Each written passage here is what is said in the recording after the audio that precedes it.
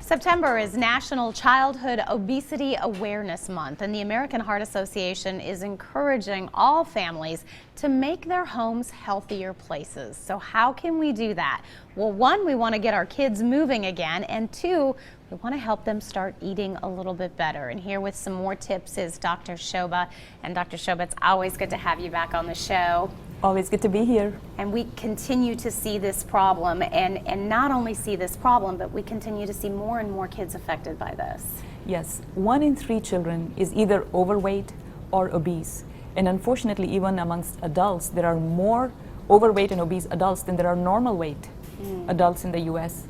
And these statistics are staggering. Yeah, and when you look at this, you just see all of the problems that can come with it, the health problems, the emotional problems. I mean, so many different diseases and illnesses attach themselves to the overweight issue.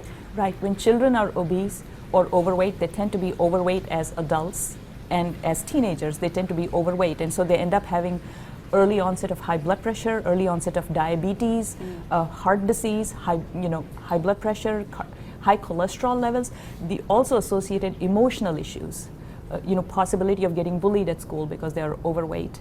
And sometimes they use food as a comfort measure, when they come home. So it's a vicious cycle. So a lot of physical and emotional and cardiovascular issues, some cancers even, found to be more in these young obese kids. And when it comes down to calories, the calories obviously transfer into pounds, and it was interesting, you were sharing some numbers with me. Right, and if you have an extra of 110 to 160 calories extra in a day, you will put on about 10 pounds per year. And you think about portion sizes. In the past, French fries were like 2.5 ounces, and now they're like close to 7 ounces. Our portion sizes have increased. When we go to the restaurants, for example, we serve ourselves a whole bunch of food. Even at home, we serve ourselves a whole bunch of food.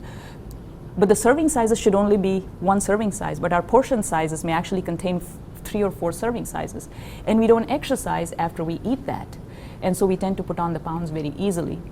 The problem is actually we as adults don't even recognize that children are overweight. There are parents who say, the love is showing, let them eat more food.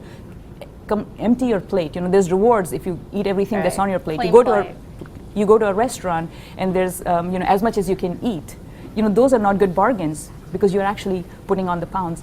And the problem is if you're living in a society where everybody is overweight, you don't even realize that there is a problem until it's too late. Yeah, and it's so much harder to lose that weight.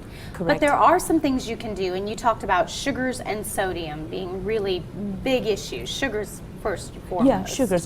There's a lot of beverages that have added sugars in them. Many of these are empty calories. I mean, you're not getting the good nutrition that you need. So beverages that have a lot of sugars, and we feed our kids donuts and pizzas and French fries and cheeseburgers and all these, things that have got fat in them. And the salt, everything, even cheese has got salt in it. I mean, everything that we eat has a lot of salt in it. So overall, we are eating more salt.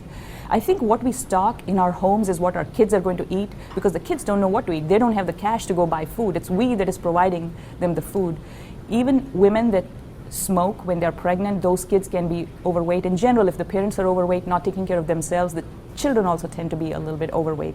So some responsibility falls on the parents. Yeah. It's a lot of society issues, and we as parents need to be more proactive in how we raise our kids. And you can do it sort of one step at a time, cut back the portion size little by little and start kind of cleaning out your refrigerator and your cabinets. Very well said. That's the earliest way to start. And then also limit TV time, because if it's not TV, it's computers, it's video games. And you need to have the kids exercising at least about an hour each day to stay physically and emotionally healthy. And I think if they do what they do with, you suggested about cleaning out the house and starting from scratch and exercising, I think we'll have made great headways. Tennessee, I tell you, has stayed amongst the top in obesity and overweight. I mean, we are at the top. We need to cut those numbers down. All right, well, here is a great website. The American Heart Association has great information, tips on how to get your kids moving, tips on where to start, different recipes. If we can all just help them along the way, we can change those statistics. Dr. Shobha, great to have you on the show. Thank you.